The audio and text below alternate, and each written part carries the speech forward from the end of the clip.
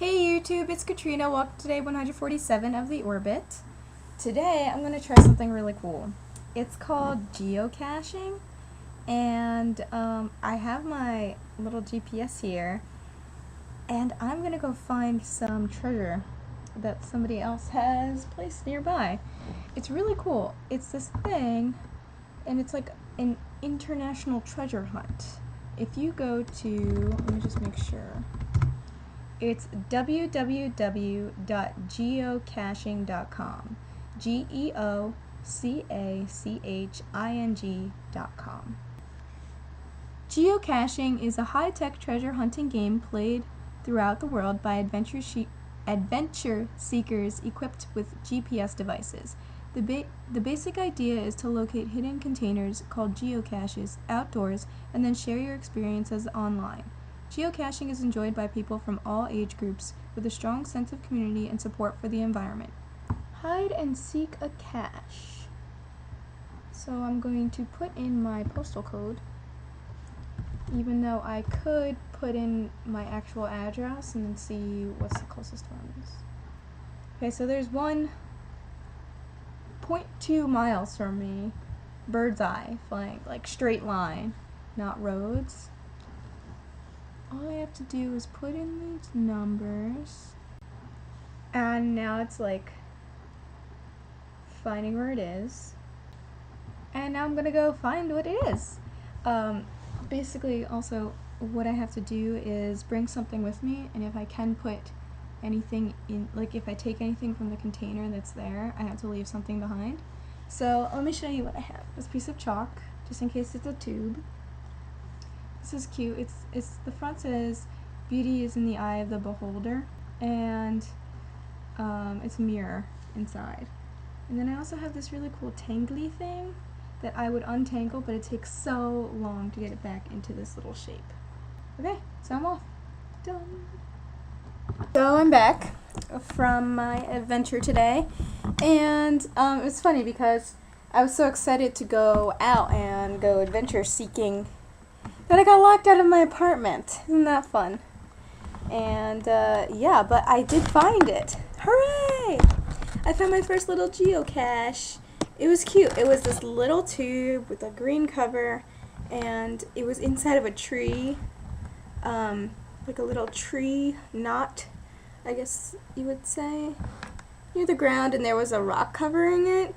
It was so cool. It was really exciting. And I pretended to talk, well, I did talk on the phone while I was looking for it, because it was in an area that if people could see me just walking around looking, they'd be like, that's really weird.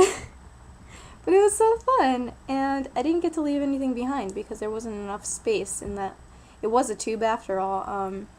There wasn't enough space in it to put anything. But I did leave my YouTube username, just in case somebody comes along and decides to see if the people who have been there before are online.